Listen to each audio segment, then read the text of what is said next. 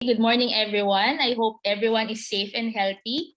We are very much delighted to have you here on our very simple book presentation event today. So my name is April. I'm a reference librarian and I'm the subject librarian for School of Sciences and the Humanities, and I will be your moderator for today's event. So this event is organized with the NU Library and in partnership with the SSH Department of Kazakh Language and Turkic Studies.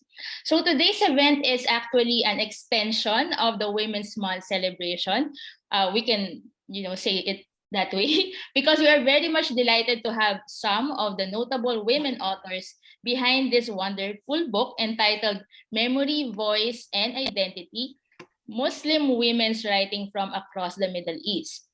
This book was edited by Dr. Feroza, Jussawalla, and Doaa, Omran. So before we start, allow me to give a very simple description of this book. So Muslim women have been stereotyped by Western academia as oppressed and voiceless. This volume problematizes this Western academic representation. This book includes essays from the conflict-ridden countries such as Iran, Iraq, Palestine, Syria, and the resultant diaspora. The strength of Muslim women writers are captured by the scholars included herein. This approach is feminist, post-colonial, and disruptive of Western stereotypical academic tropes. So from that description, we can sense how interesting this book is. And to formally start our event today, may we invite Professor Yulay Shamiloglu, Department Chair, Department of Kazakh and Language Studies, SSH, to give his opening remarks. Hi, Yulay, take it away. Hi, April. Thank you so much for inviting me. I see that I lend gender balance a little bit to the panel. So first of all, to all our international participants, Ramadan Kareem. So this is the holy month of Ramadan for Muslims around the world. And I think it's appropriate that we have such an event on Muslim women and their voices, since April pointed out, and I think as the volume points out, the voices of Muslims, especially the voices of Muslim women, have not always been heard. They have not always been even granted. So I think it's really great to problematize this kind of issue. In my previous life at the University of Wisconsin-Madison, I was also chair of the director of the Middle East Studies program. And so I'm aware that these kinds of works are really, really important for several reasons. So, first of all, it's not in each of these societies that you have this kind of work on women's literature and women's voices. And it's even rarer to have this kind of cross-cultural, transnational view of these kinds of issues. So I thank very much for the participants from many, many different time zones around the world for participating. I know that it's a hardship for some of you to be up at 6 a.m. or midnight to be participating in such an event. So to all of you who are joining our Nazarbayev University campus remotely, so ahlan wa sahlan, hoş geldiniz, hoş geldiniz der. Thank you for taking the time for joining us. I'm really glad to see Anna Oldfield, with whom we worked a long time ago back on another continent where she is now. I'm really glad that Funda Guven, an assistant professor in our department, is also participating. I'm very happy to have this opportunity to meet Feroza, who works on the same campus as my brother, and to meet these other colleagues. I understand you're going to have presentations at MLA in Glasgow very soon. And so I wish you lots of luck with that. And I look forward to the rest of this event. Thank you very much. Thank you, Yulay, for that remarks. So again, moving forward, now it's time to introduce our presenters today. And we are very happy to have some of the women presenters to share their thoughts about this book. So let me just allow me to introduce each and everyone, and then we will move forward with the discussion, okay? First on our list is Dr. Feroza Jussawalla, is a professor emerita at the University of New Mexico, where she won the Alumni Teaching Award in 2014. Her undergraduate is from the Osmania University, Hyderabad, India. And her master's and PhD are from the University of Utah and Salt Lake City, Utah. And she taught at the University of Texas at El Paso from 1980 to 2001, and at the University of New Mexico from 2001 to 2021. She is the author and co-editor of several books, and this is one of her works. She is co-editing this book with Doaa Omran, and she is also the writer or the author of Chapter 5, Exilic Consciousness, Memoir of Iranian Woman Emigrant. Friends, friends, Feroza Jussawalla. Next on our list is Doaa Omran, is an adjunct faculty of the English Department, University of New Mexico. Her research interests include post-colonial theory, feminism, and the Middle Ages. She did her MA and PhD at the University of New Mexico. Her awards includes a Fulbright Scholarship in 2007, the Women of Color Award of UNM 2012, Dean of Graduate Studies Dissertation Award in 2016, and first place in the Larry Morris Memorial Scholarship in 2018. She co-edited this book, and she is also the writer of Chapter 8, Muslim Face White Mask, Out al-Kouloub, and Dimerdashiyyah Ramsa as a Mimic of Women.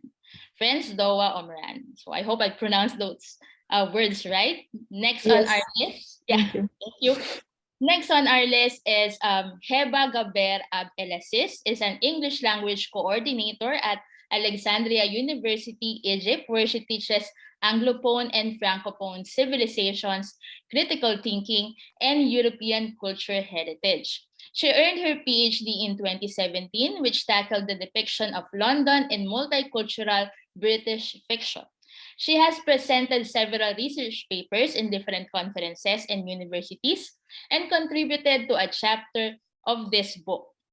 So, her research interests are post-colonial studies, new historicism, comparative literature, cultural studies, refugee writings, and social media and media influence. She is the author of Chapter 17, Documenting Refugee Crisis and Post-Migration Living Difficulties in Ebtisam Shakus in the Camps and Social Media Representation, a Post-Colonial Perspective. Friends, Heba Gaber Abdelaziz. Next is Riham Debian, is an associate professor of cultural studies and translation at the University of Applied Linguistics and Translation, Alexandria University. Her publications and research interests spans the fields of translation studies, cultural studies, and gender studies. She is particularly focused on the politics of knowledge production and its intersection with translation, especially given the latter's reformulation within the field of intercultural communication and international relations. She is the author of Chapter 3, Once Upon a Time in Jerusalem, The Memory and the Storied Geography of Subalterns Telling of Their Place. Friends, Riham Debian. Next is our very own Dr. Funda Guven, is an assistant professor at Nazarbayev University. She received her PhD at the School of Political and Social Sciences at Gazi University in Ankara, Turkey in 2010. She has been teaching the Turkish novel, Turkish poetry, as well as Istanbul in literature and cultures and media and politics in Turkey at Nazarbayev University. She taught literatures of Muslim societies, introduction to the Middle East, as well as advanced Turkish language courses as a lecturer at University of Wisconsin-Madison between 2008 to 2017. Her research interest focuses on Turkish women authors and various religious and national identity nationalist identity in Turkish literature to curriculum design and online teaching. She has written the Chapter 7 of this book, Spheres of Piety, Politicization of Muslim Women in Turkish Novels. Colleagues, Funda Guven. Next is Dr. Anna Oldfield, is an associate professor at Coastal Carolina University, where she teaches world literature, folklore film in the Department of Languages and Intercultural Studies. She holds a PhD from the University of Wisconsin-Madison in Languages and Cultures of Asia. Her research is on the epic arts with focus on the Azerbaijani Ashik genre, and she has researched and taught in both Azerbaijan and Kazakhstan.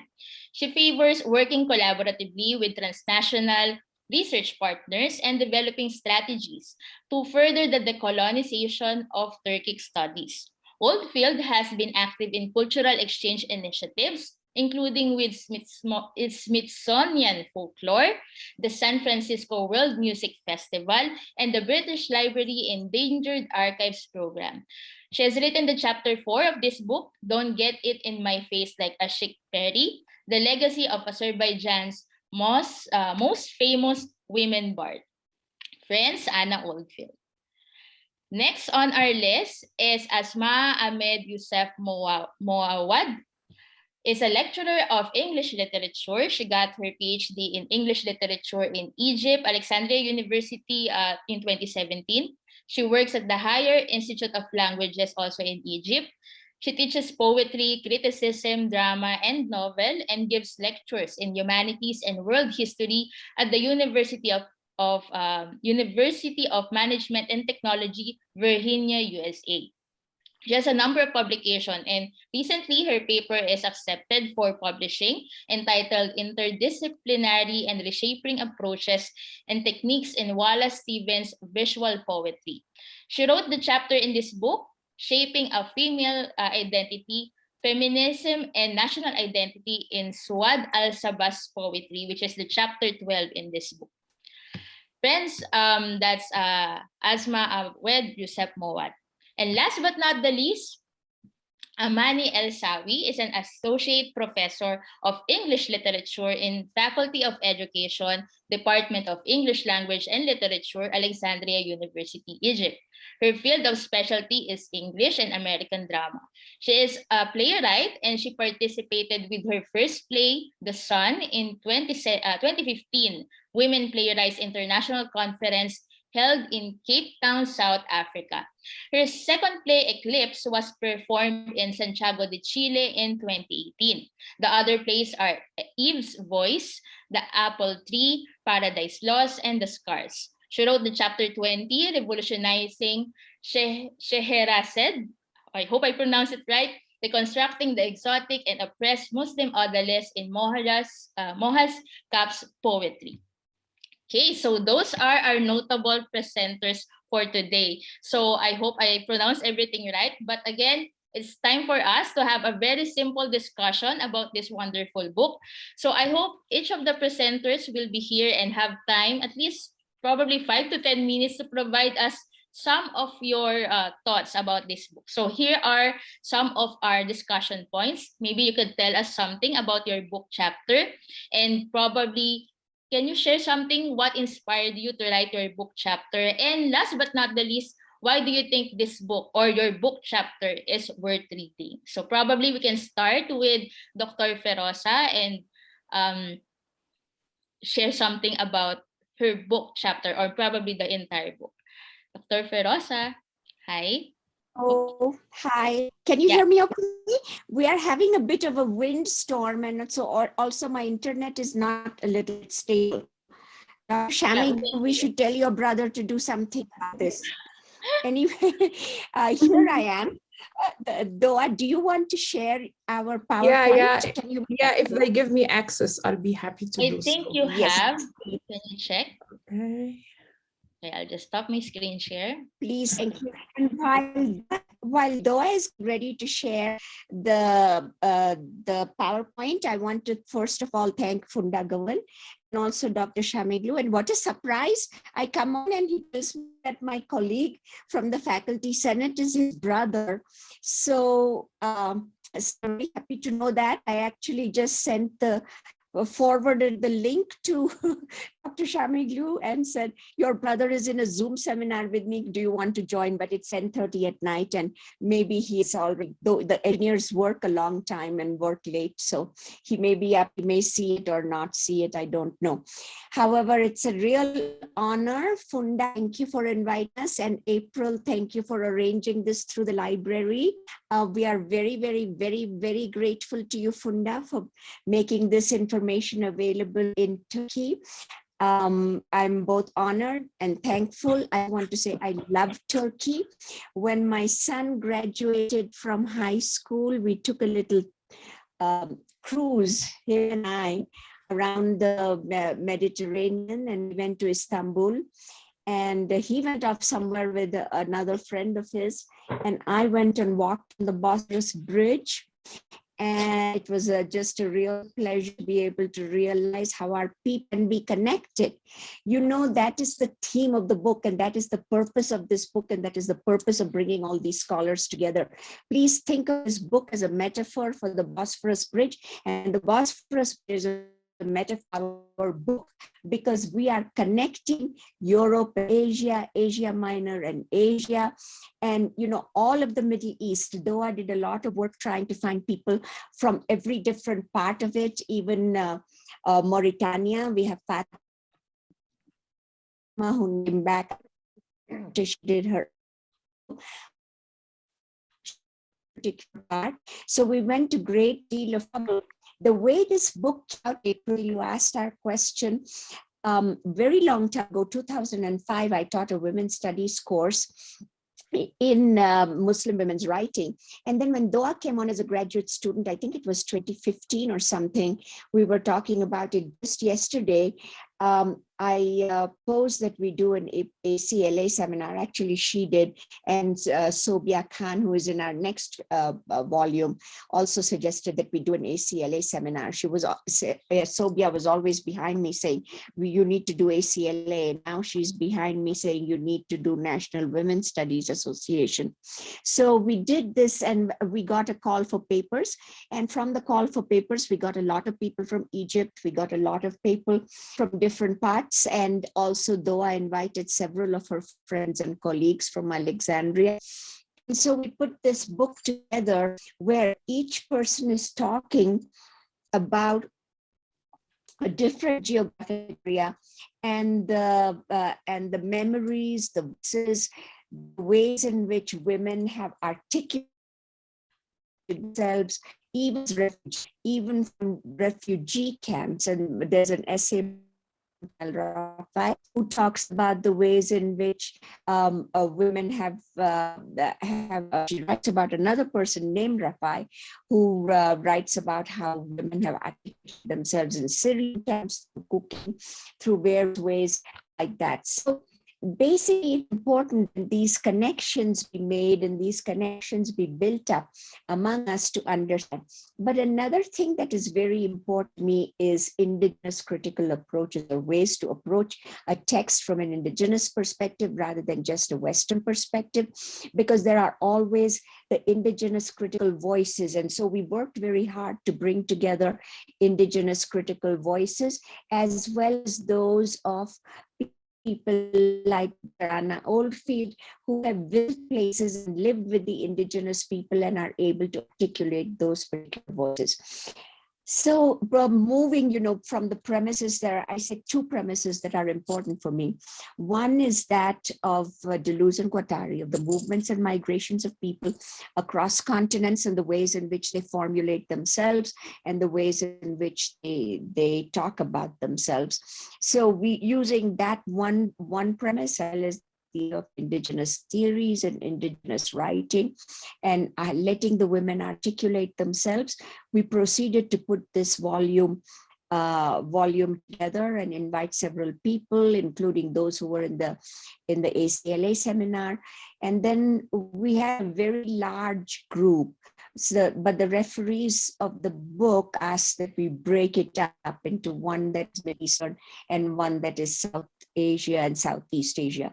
So instead of bringing all those together, we had Middle East section and then the South Asia section. So we have 2 volumes. The other volume is forthcoming. We are reading the proofs for it. And that second volume, fortunately, will come out both in hardback and in paperback. And it has a very pretty cover.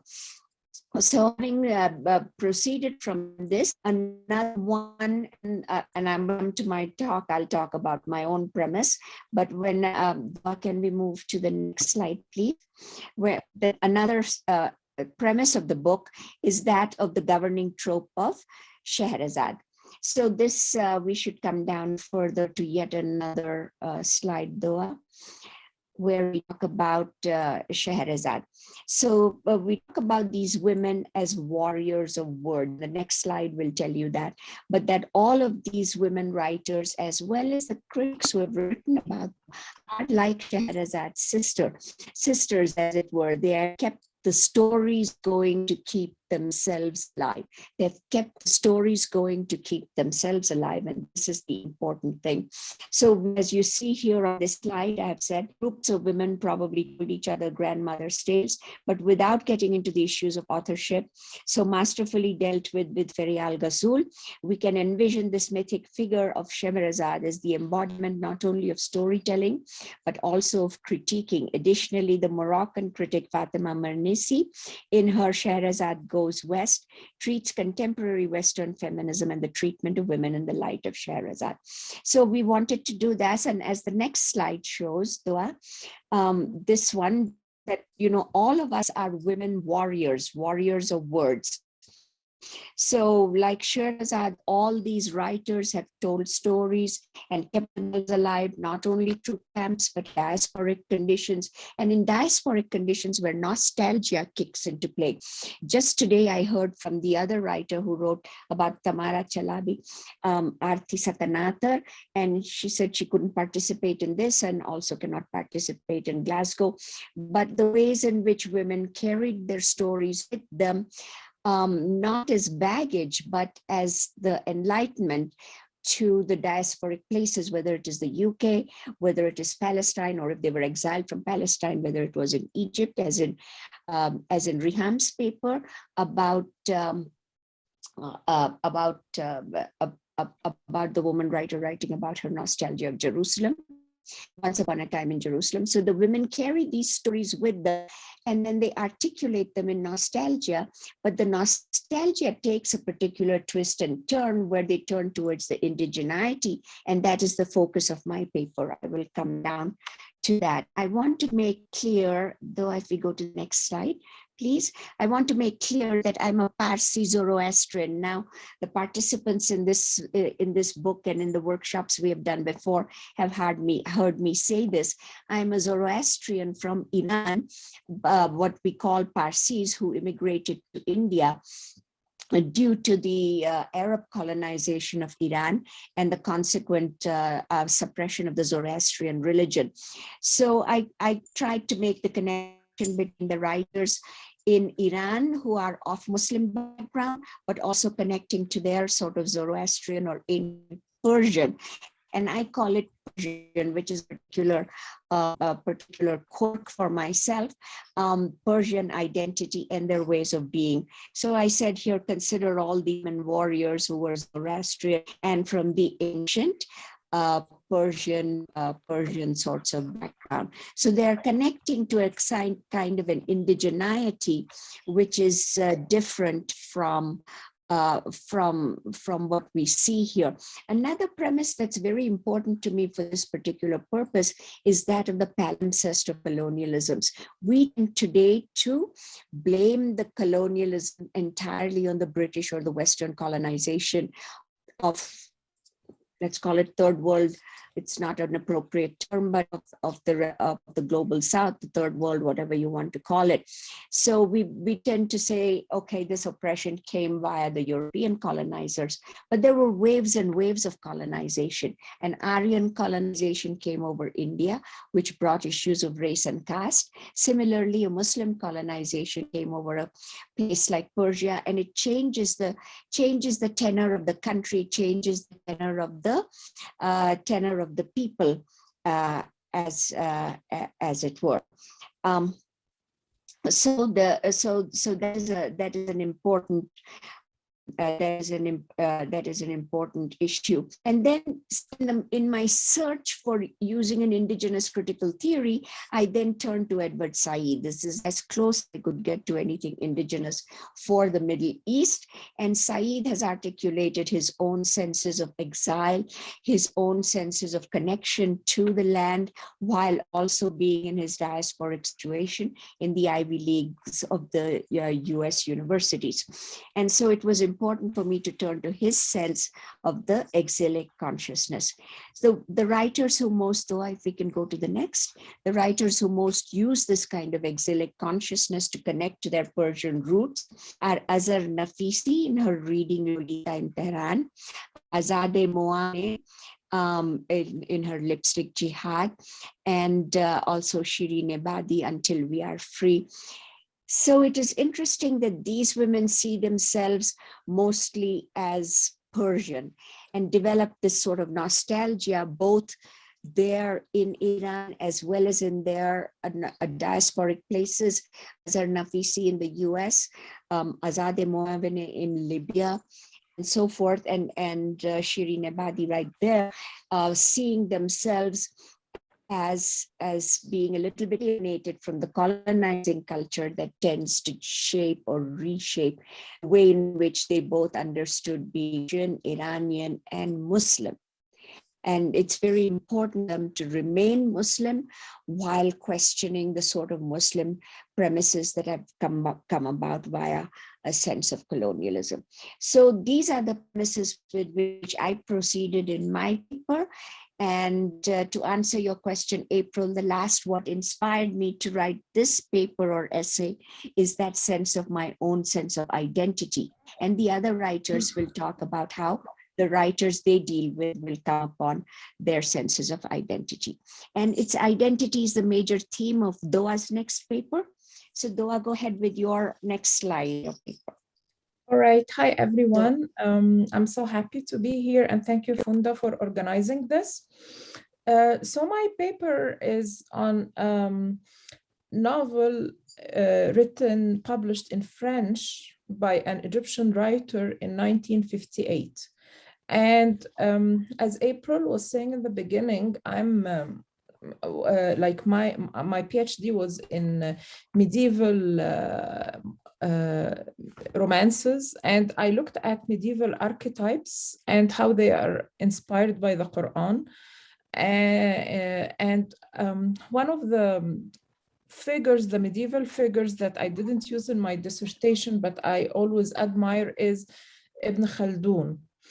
And his theory of mimicry. And in his Muqaddimah or prolegomon, Ibn Khaldun says that the vanquished always want to imitate the victor in his distinctive characters, his dress, his occupation, and all his other conditions and customs. Ibn Khaldun attributes this superficial imitation to the fact that the superiority of the victor is not the result of his group feeling or great fortitude, but of his customs and manners. The idea of mimicry to us, we always know it through Homi Bhabha, when he talks about mimicry in his Nation and Narration. But actually, Homi Bhabha does acknowledge Ibn Khaldun in the introduction to his book.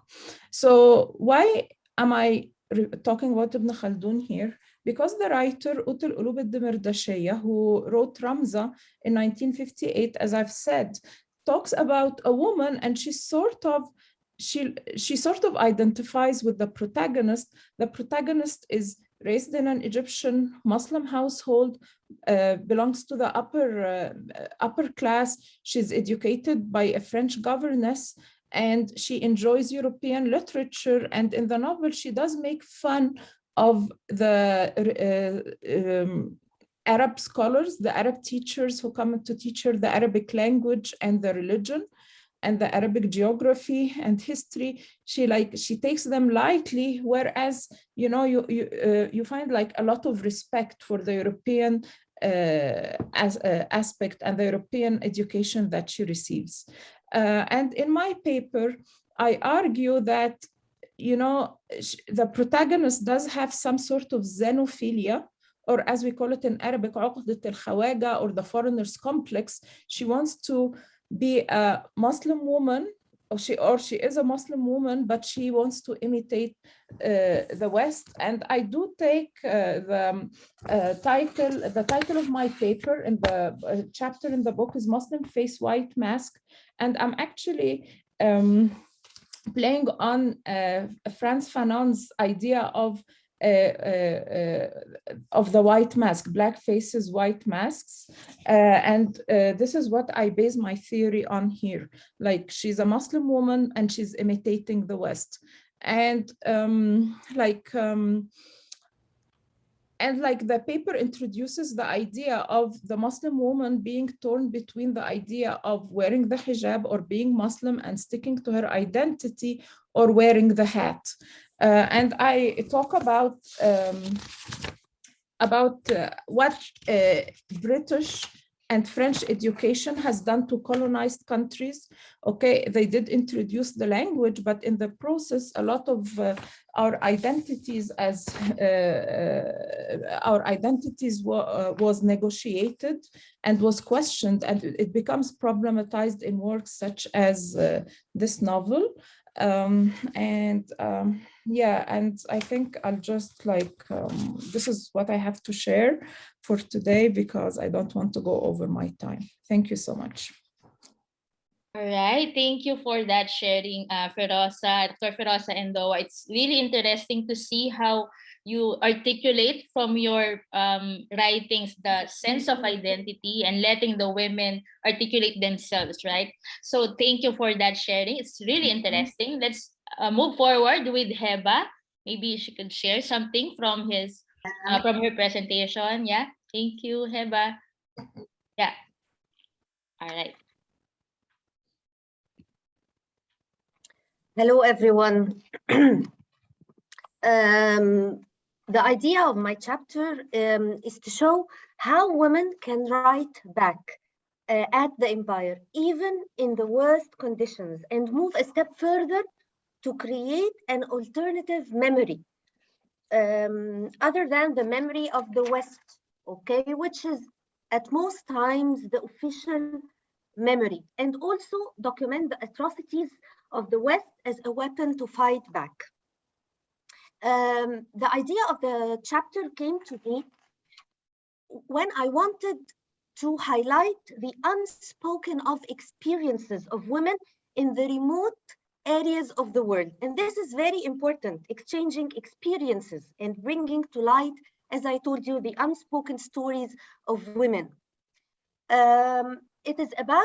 The chapter is about documenting refugee crisis and post-migration living difficulties in Ibtissam Shakush, the camps, and comparing them to social media representations of refugees. And it's important to know something about Ibtissam Shakush. She's a writer who escaped Syria to Turkey on foot after war in 2012. And she chose to go this, or maybe tread this difficult path, other than going to Europe and settling there and having a nice life. Okay, one of the accomplishments of this writer is establishing a cultural center in Jinan Binar, okay, which is a refugee camp. And this is the idea of the chapter again, how women change the worst conditions to the best conditions.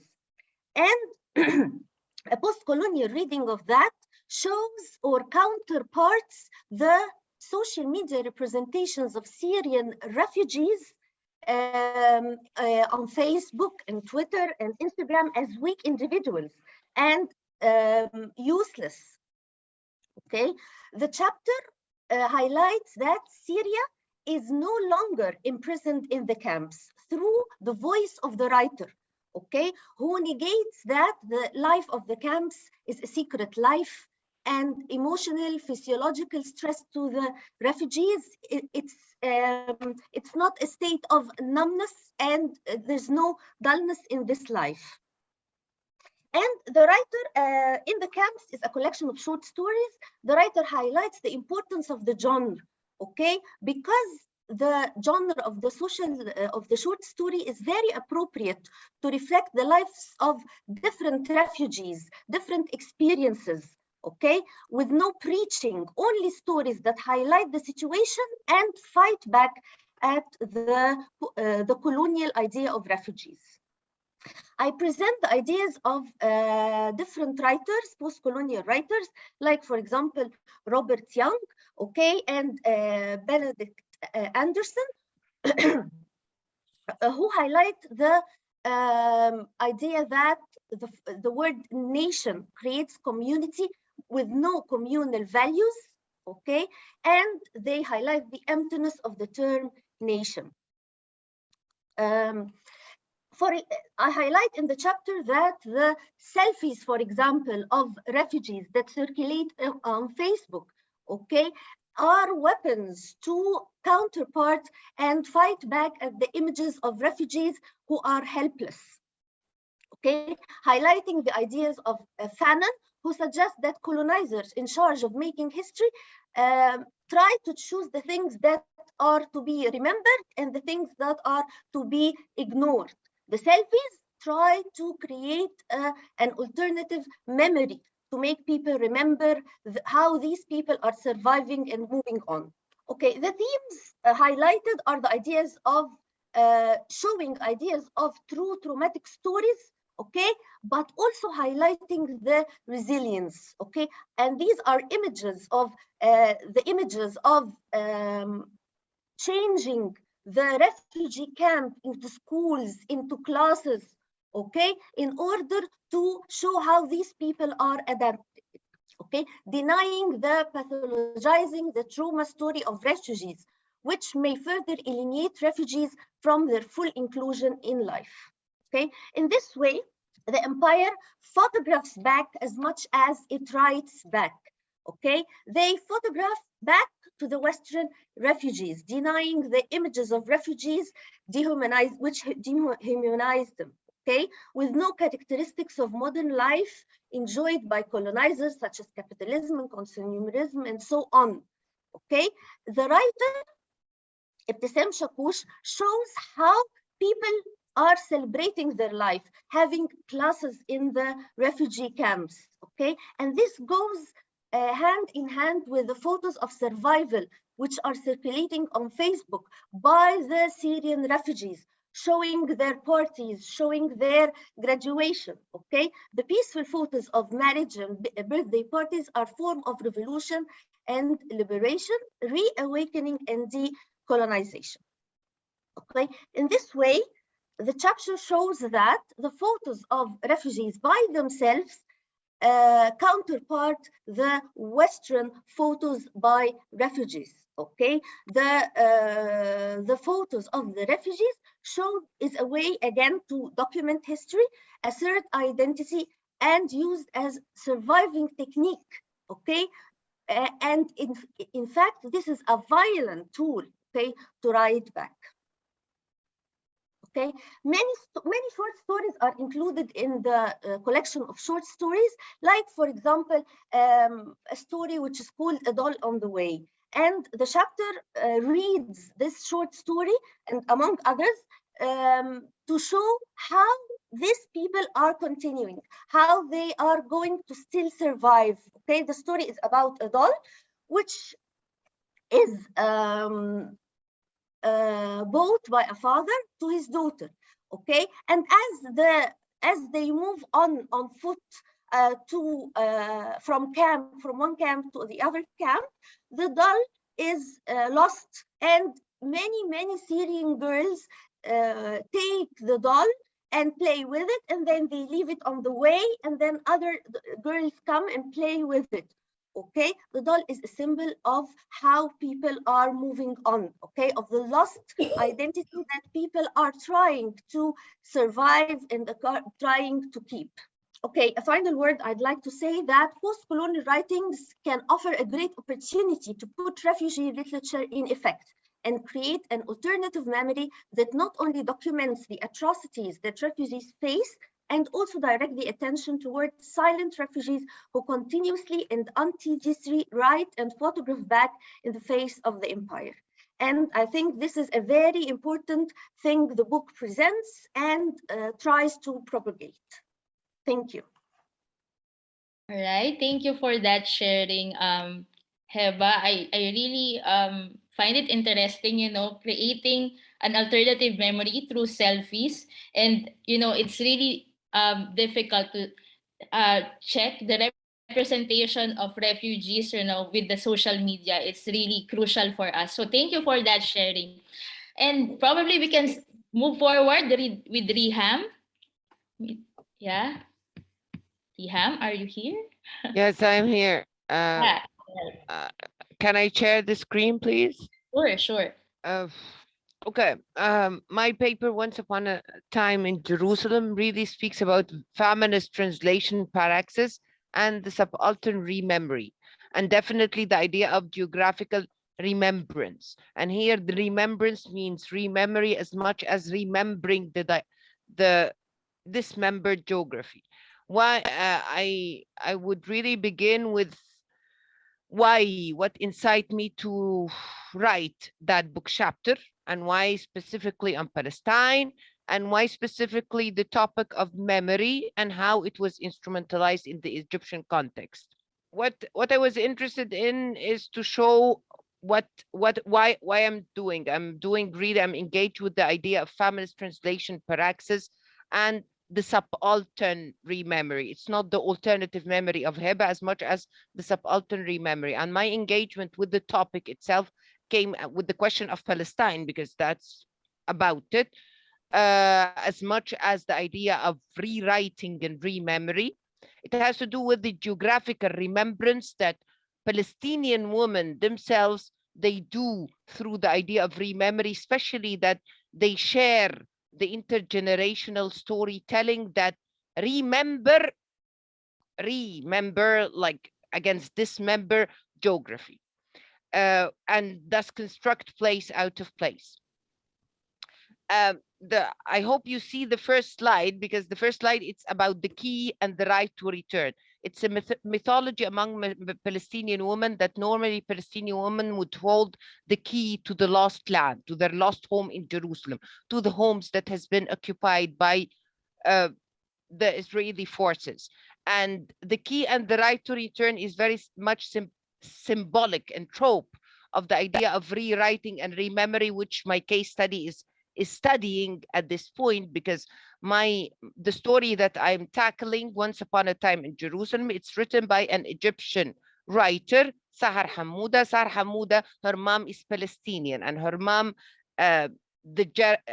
Palestinian from Jerusalem, from the occupied territory of Jerusalem, and the key that her mom has handed to Sahar Hamouda was the stories, the memories of their lost Jerusalem and lost house in Jerusalem, and how these three memories were constructed by Sahar Hamouda herself, who were part of the memory, and by Hind al-Fityani, her mother, and that kind of rememory and the storied geography of subaltern telling of their place. And this is really what is the core of my topic, how Sahar Hamouda tackles the Once Upon a Time in Jerusalem story, where she remembers, she exercises the activity of rememory in Toni Morrison,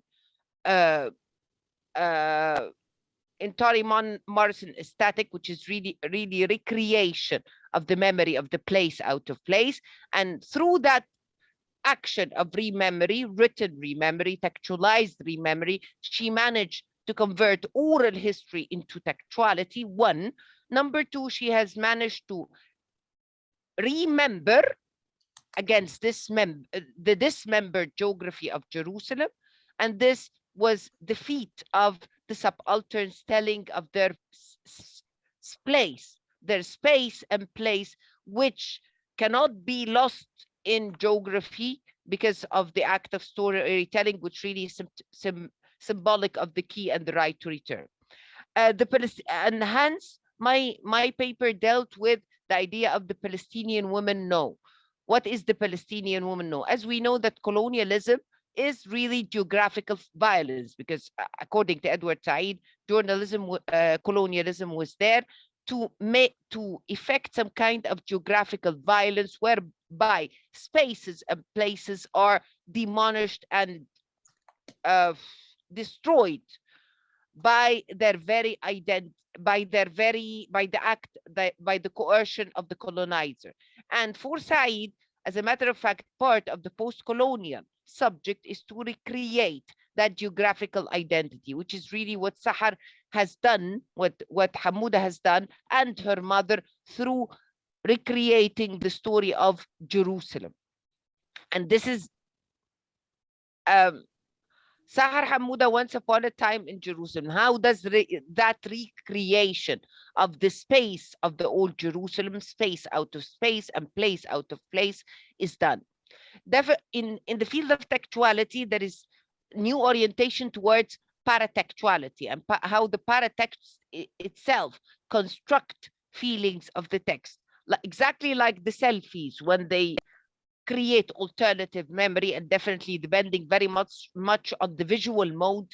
The paratext is the threshold of interpretation, according to Gerard, where the entry of any reading is through the paratext. And in the case of Hamouda, the paratext tells it all, in the sense it starts with the picture of the patriarch of the Dar, Al-Fityani, and then we'd get the family tree, the end of which is to sort of deconstruct the myth, the Israeli myth, that Palestine was a people without a land, was a land without a people, two people without a land, and definitely to create that kind of dense population of that place once in Jerusalem, against the myth of the idea that they were not the proper people for the land. This paper, my paper, ultimately engaged with 3 points, which is the massacre of rememory, its retrieval via translational rememory, and the construction of subaltern geopolitics of the microgeographies of women, local-centric Palestine in the discursive field. Palestinian feminist politics of space, whose rememories through localized geography as the epicenter of subaltern geographical subjectivity and subaltern geopolitics of the place and space against the geographical violence of imperialism, and definitely the carceral geography or graduated incarceration of the metamorphosing geography of colonial occupation, according to an Israeli scholar, Smith. Because what's happening, as we see, of course, now, that's very recent. Again, I'm presenting that paper against the background of what's happening now in Jerusalem, where there is that kind of violence against prayers in al-Aqsa, and the idea of shrunking geography and carceral geography, where the Palestinians are not permitted to go to pray in al-Aqsa. That kind of geographical violence, which is very much specific to Israeli occupation of East Jerusalem. Thank you, dear Riham. Thank you. That was wonderful. Thank you so much. Great use of theory. Very good. Thank you. Thank you. Let's go on to the next person. All right. Thank you for that sharing, Riham. So I think we can move forward with Dr. Funda with your presentation. Go ahead, Funda. Thank you. Thank you very much, April and Nazarbayev University Library staff for organizing this event today. And thank you very much for joining us today, especially my colleagues who wrote this book and gave a lot of effort on it. First, I will contextualize my chapter in Turkish politics, then I will give a brief explanation about it. After the foundation of Republic of Turkey in early 20th century, the government went through the reformation process, which we call it a westernization process. First, the government cut all ties with the Ottoman Empire as a result of modernization. And the government changed the political system from democratic monarchy to parliamentary democracy. And it ended up leaving from Sharia law. The second, they eliminated all religion from the state's institutions and following the French system called laïcism instead of secularism and instead of having religious tolerism. Presence of religious symbols survived only under state's control, but people did not feel that they have individual liberty. The government put more and more pressure on religious subjects, religious citizens by the end of the 20th century, unfortunately. However, following by 1960s, democratic movements all over the world started, and Turkish people also found a democratic base to demand their religious rights. First, religious novels were published in this period, which created a new genre in Turkish literature called salvation novels. Although those novels first written by one male and one female writer, I'm going to cover female writer. Later, mostly male writers, male authors dominated this field, this area until 2000s. In early 2000s, educated women writers, university graduates, start writing stories, telling stories of religious people, mostly women, but overall religious people in Turkey.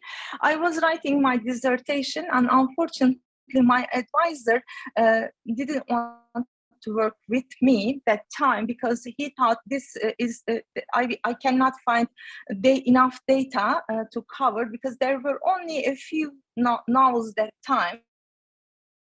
Now we have luckily a new genre that I'm working on it. The first iconic novel, Peace Street, published in 1970, paved the way for new generation of for pious women. It took 30 years for pious women to create their own genre when the tension for using headscarf in the public sphere rose up by the end of the 20th century. Muslim women authors created their own genre. I called it literatures of pious women authors here.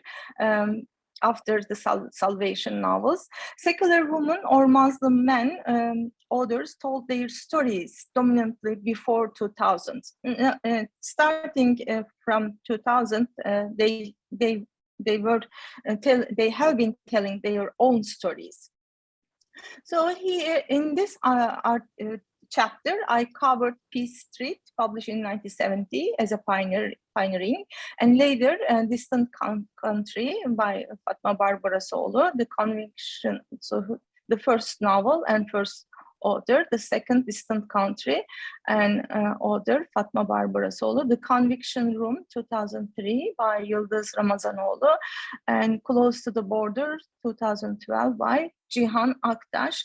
Those three, the latest three who published their novels after 2000s are one is architect, the other is sociologist, and the other one is pharmacist. So those had a good education in the modern system.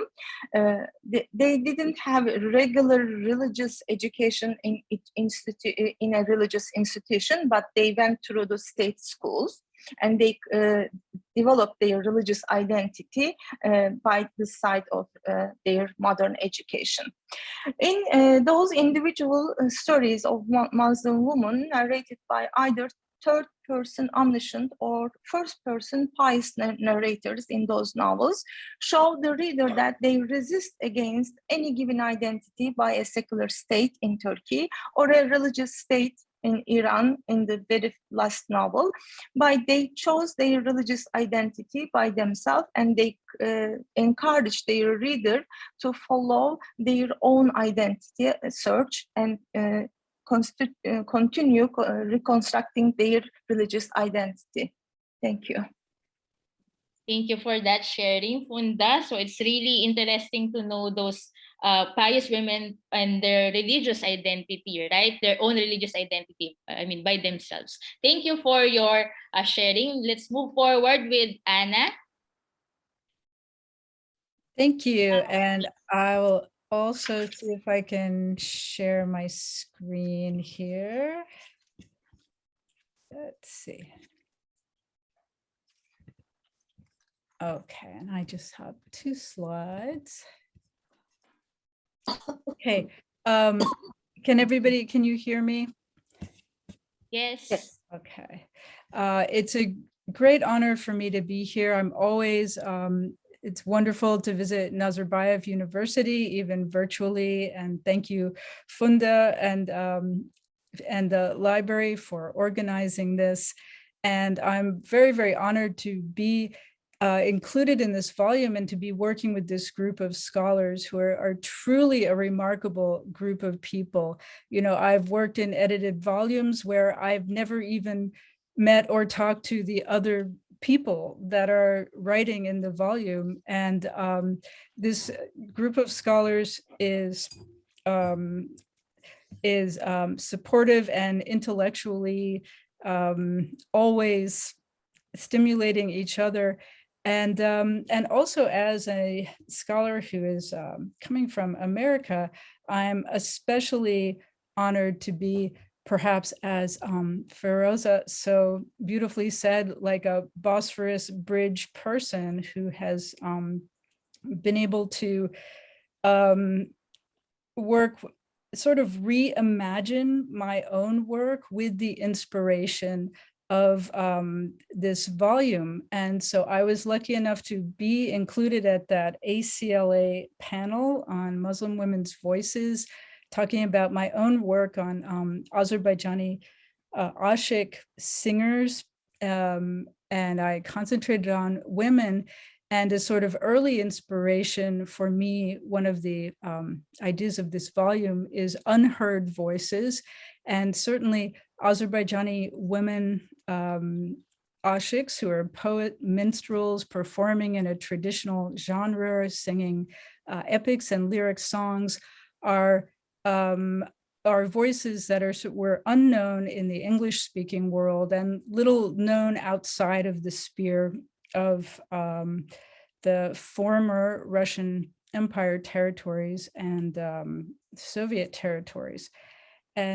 But being on the panel especially made me rethink about my work in the sense of voice and how the voices of the people I had worked with in Azerbaijan, being there for 2 years and going back many times, I had a lot of chances to interview women ashiks, women poets, other people. I was able to interview scholars such as Ferideh Hayat and Emine Eldarova, and how, first of all, how I should work with those voices as a scholar with an American education, working in English as a translator and a bridge, and also how to really think about the idea of decolonizing the study of Azerbaijan and Turkic studies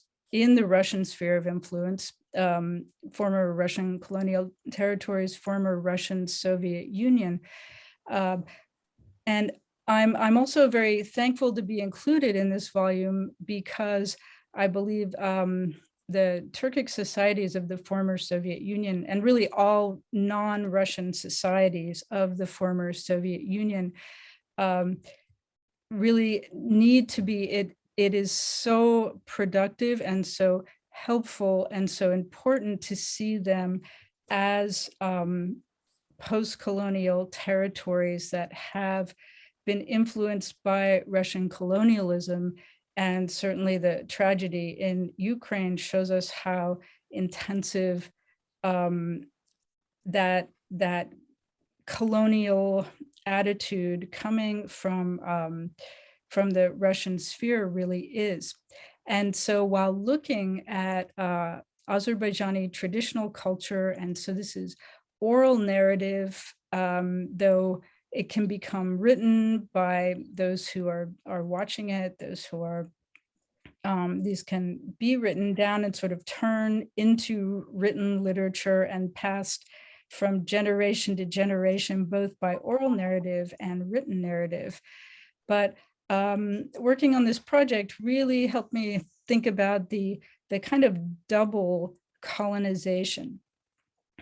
First of all, that almost all of the scholarship done on this genre has been done either in Russian or in a state of Russian colonization. So in a 19th and 20th century Azerbaijan that were being colonized, and that were also seeing themselves through that lens of colonized peoples.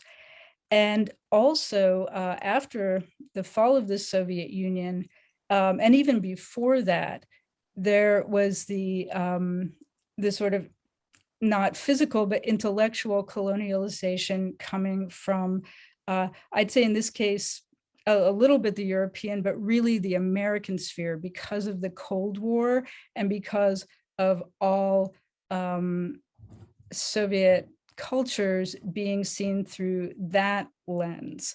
And so trying to dig through that, both in myself and through the scholarship I was reading, to allow people's voices to emerge, was doing that was really inspiring to me through this project.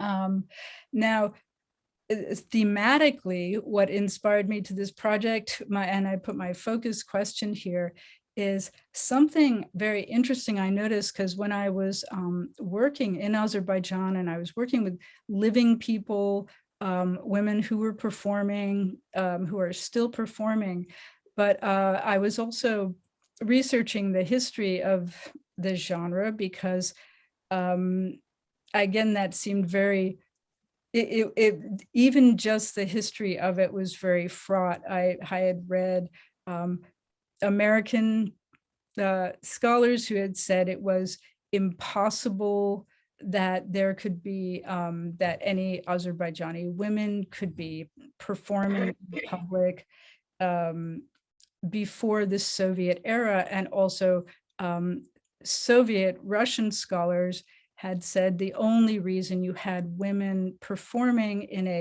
an epic genre was because the Soviet Union allowed women into new spheres where they had never been before.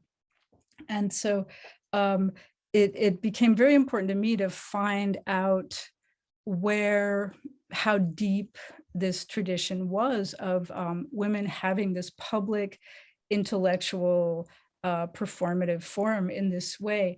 And so that led me both into oral narrative, where there was really centuries of history encoded in oral narrative, and also into archives of scholars such as Aziza Jafarzadeh, who herself did a great deal of research in especially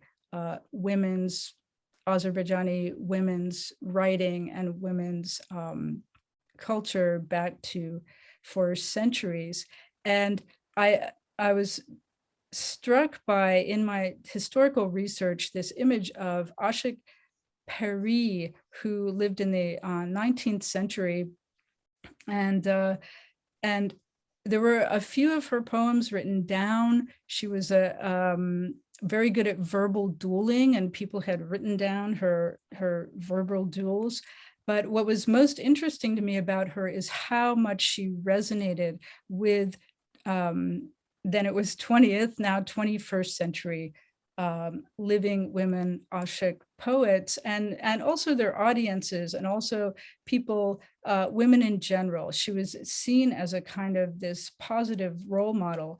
And so this really interested me on why a 19th century woman would so deeply influence 20th century women in Azerbaijan, in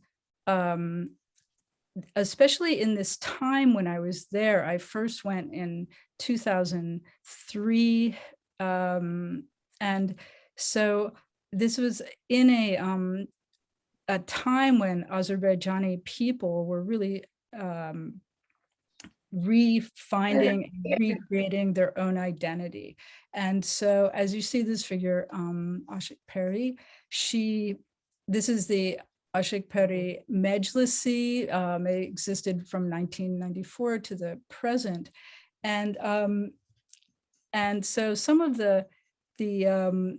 I based my work on looking back into interviews and poetry by Ashik Peri herself and by others, interviews I'd done, and scholarship especially by regional women who had worked in the region. And what I talk about in the chapter is the way that Ashik Peri worked dynamically within a very traditional genre. And in her time, she's working under Russian colonization, but she's working in a genre where she's pretty much she was the only woman in a gathering of poets and singers. And she was able to work within this genre to transform its limitations, to give herself a bigger voice, to give herself more strength. And I noticed that women, Ashiks would talk about her as strong. This was the word they always used about her. And I look in the chapter about how her model inspires contemporary women in the 21st century about these ways to be strong and expressive and to recreate and continuously evolve and re-find themselves as Azerbaijani women in this new context of independent Azerbaijan, in a way that where progress is not defined as the Russian woman as it was defined for them in the Soviet era, that this is what progress is to not be Azerbaijani, not be Muslim, but to be liberated, to be communist, to be Russian. And so as a great deal of soul searching, right, going on in this time in independent Azerbaijan. And I talk about the way this model gives a path that is neither Western nor Russian, but gives a path to be Azerbaijani in a way for women that allows them to truly evolve and grow into this new future. So thank you. All right, thank you for that sharing. So it's really interesting to know that, taking that Azerbaijani identity, right, on the post-colonial or even this Russian colonial context. Thank you for that. Let's move forward with Asma for her sharing. Hi, Asma. Yes, thank you very much for this chance. It's my pleasure to be with such a prestigious professors and doctors from different parts of the world. I'm very glad to have this book event emerging from a Turkish university. And I'm extremely happy to work with those great academic ladies personally and academically. I'm sorry I have no PowerPoint presentation because I have a problem concerning the apps on my laptop. They are not working well. So I'm going to talk, okay? Can you hear me? Yes, yes, we can hear you. Okay. Concerning this book, my chapter is about Suad Sabbah, who is an academic Kuwaiti lecturer. She started writing in the 60s when there were a few Kuwaiti women writers or writers. Sabbah writes from an aristocratic position, and not from the point of view of an ordinary woman or the middle working class. Her poetry also, this fact is also the reason why she has a strong Kuwaiti and Arabic national voice in her poetry. Her status as a member of the royal family gives her the power and the authority to speak on such topics. For example, the poet is a pioneer in defending her homeland against the Iraqi occupation of Kuwait in 1990. She trusts her national identity and praises Arab stances with her hometown, such as the Egyptian stance during the invasion of Iraq. Her poetry and prose writings also describe the suffering of other Arabic countries like Palestine and Lebanon because of the Israeli occupation and displacement. She supported Arab solidarity with the Palestinian conflict. However, her poetry doesn't introduce a revolution concerning women's economic and political rights within Kuwaiti society, because as I told you before, she started writing during the 60s. Perhaps this is due to the economic luxury experienced by the Kuwaiti people. The Kuwaiti economy is one of the highest economies in the Middle East, and Kuwait is one of the largest oil-producing countries in the world. Thus, this luxurious life may make women reluctant to take steps toward implementing or achieving their own rights. Looking at other European countries or at the USA, for example, women's liberation movement has gone through 4 feminist waves. The first wave began in 1849, emerging from urban industry and liberal socialist policies. Discussions about suffrage and women's participation in politics opened the door to measuring the differences between men and women. These issues were not addressed largely by Sabbah in her writing. They came with the second wave of feminism came in the 60s and 80s, which started with the civil rights movements and minority issues around the world. Patriarchy, gender inequality, sexual violence, and reproductive rights were dominant issues.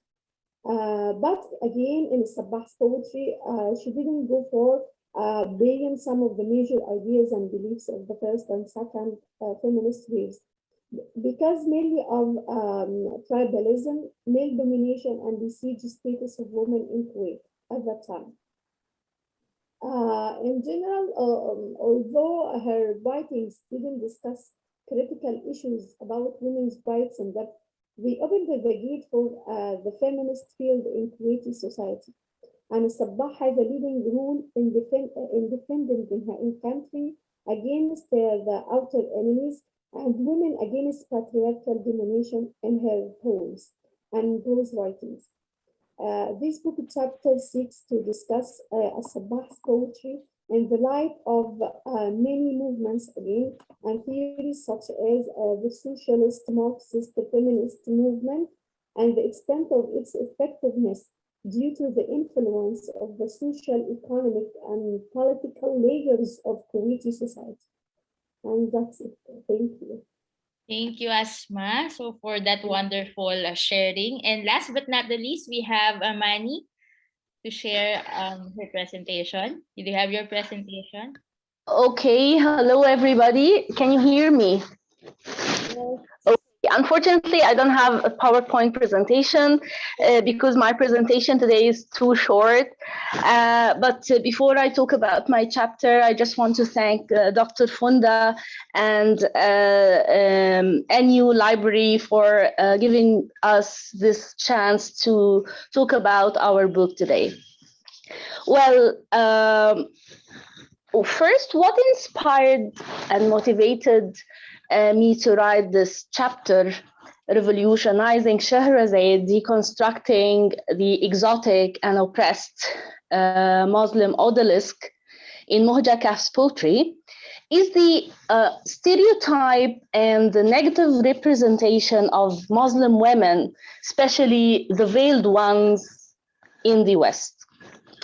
My chapter shows how Mohja Kahf, the Syrian American diasporic writer, foregrounds the diversity of Muslim American women and their experiences of wearing the veil through deconstructing and revolutionizing the cultural mythic figure Shahrazad, who was always portrayed within the Orientalist and racist frameworks that date back to the 19th century translations of the 1001 Nights.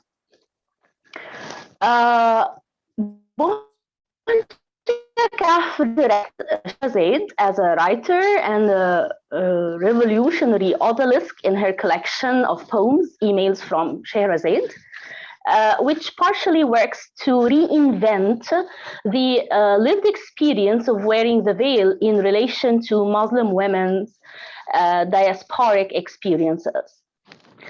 Thus, my chapter highlights how Kahf, through her reintroduction of Shahrazad, deconstructs the stereotypes of both the passive and silent Muslim women and the Oriental exotic dancer, as she reintroduces Shahrazad as a writer, an Arab American woman negotiating her life in the diaspora, and as a revolutionary odalisque.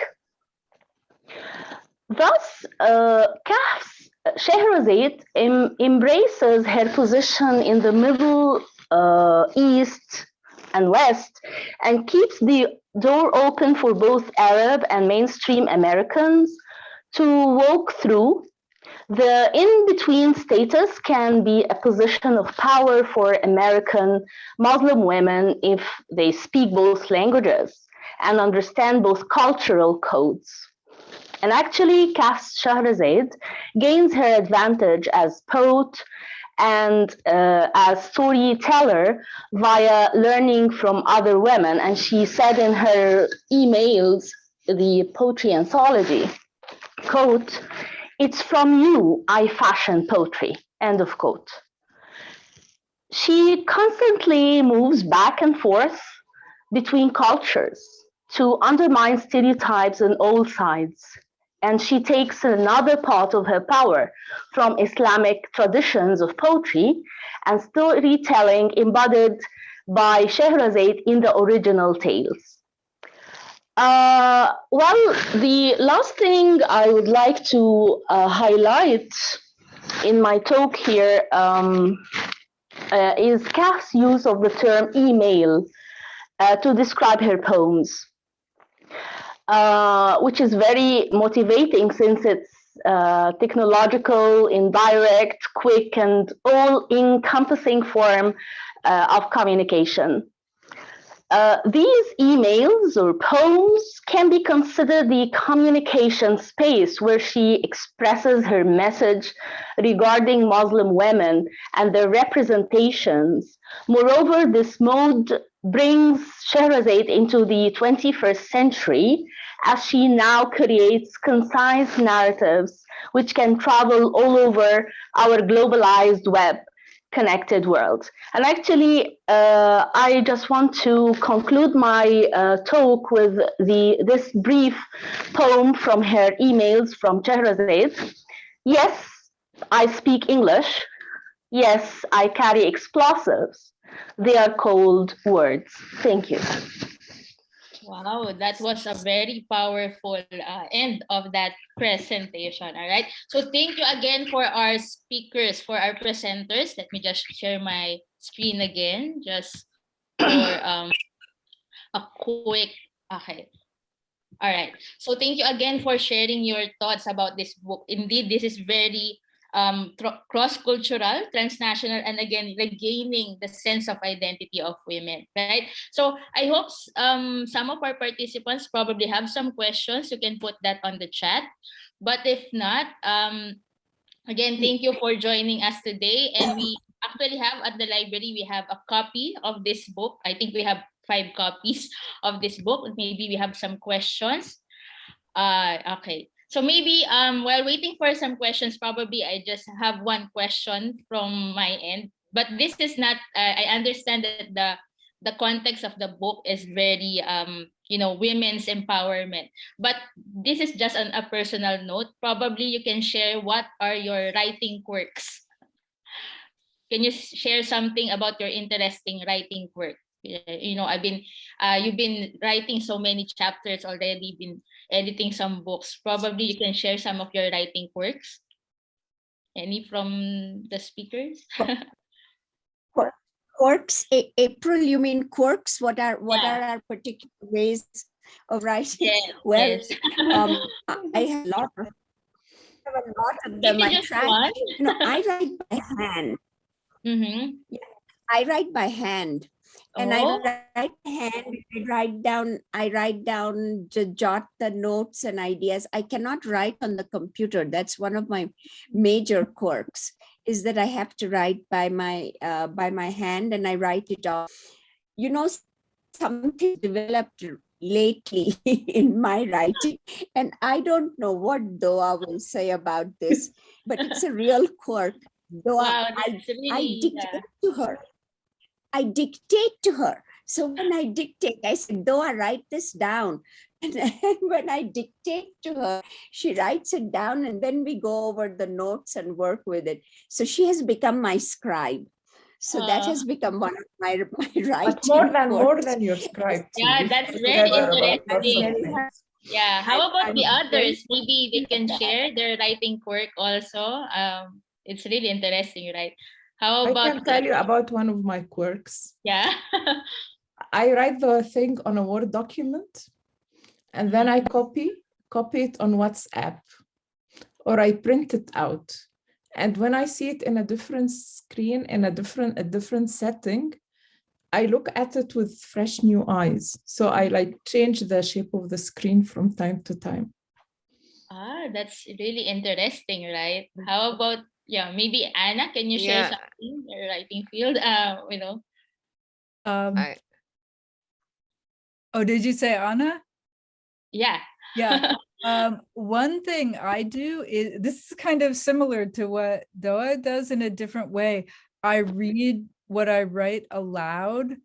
And a lot of times I can tell, if there's something wrong with it, or if there's a different, better way to say it, or something like that. But I find that really, really helpful for me, especially for my first drafts are so terrible, really, really messy, just ideas pouring out onto the page. So yeah, reading aloud really helps. That's nice. I think Asma is raising her hand. Yeah. Yes.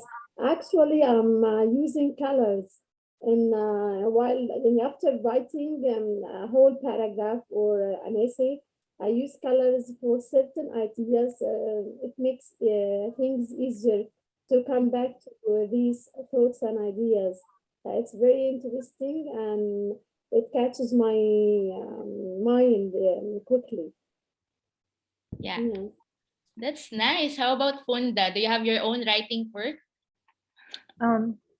Not really, but I like to write and leave it for a few days go back and visit it again to see what's going on there. And nice. Heba. Yes. Do you know, maybe I'm not so much into using technology. I know how to use it, but I would prefer the traditional methods. You know, we have all been raised up on using the cards, you know, cards for separating ideas, putting every theme on a card and listing everything under it. I can't find an alternative way for writing. I try to change that. I try to become more up to date, but I still stick to that, and I find it the most successful way. Yes. Yeah. Maybe Amani can share something. Well, I'm very close to Anna's method in writing. I'm always writing and reading my ideas out loud, because when I read my ideas, I feel very confident, and I feel at ease. And then I print it out, and maybe I use colors like Asma, but I never used cards. How about Riham? Do you have your writing quirk also? Yes, yeah. I mean, it's not really a quirk, but in the beginning, I used to write, to scribe on piece of paper, whatever the ideas that came to me, even if, for instance, I'm outside home and I don't have my notebook, I just could scribe on anything, even on my cigarette pack. And then later on, I developed that method where whenever an idea that comes, I jot it down anywhere, even if I were in the kitchen. And then the process of writing itself comes when I sit on my computer. This is when I start writing, okay, from all the bits and pieces of paper that I've jotted ideas on. And definitely I have that bad habit where I'm not organized person, and thus I tend to memorize what I read. When I memorize, I know the location of any quotation. I know the location. Therefore, whenever I'm writing, I tend to open 5 or 6 word document, PDF document, which is the reference, and I juggle between the 5, 6 while I'm writing. That would be something that I normally do. That's very interesting, you know, from coloring and then from the cards and then up to the cigarette box. But again, thank you for your sharing your writing works. I think if we don't have any questions, maybe I would have probably collected those questions and then send it to Funda and probably share it to the presenters. But I think it's time for us to have a very simple parting words, and on behalf of the speakers, maybe we can ask Ms. Funda Guven to provide us some of the parting words on behalf of the speakers.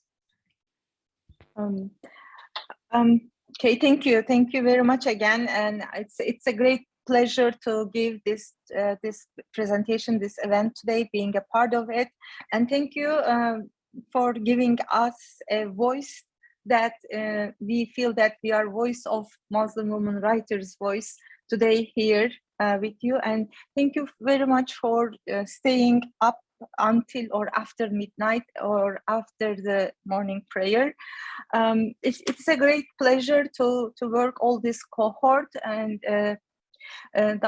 Professor Feroza Jussawalla is a great mentor. Doaa Omran is always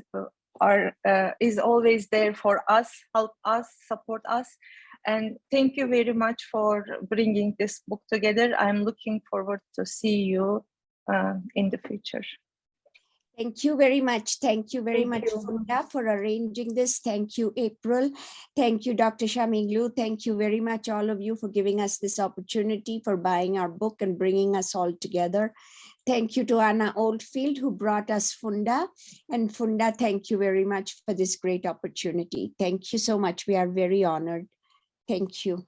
Yeah, thank you also to our presenters. And I think at this point, maybe we're about to end our entire event. I'll be sharing a very simple recorded speech of our acting library director, Mr. Piotr Lapo. Let me just do a very simple screen share. Okay.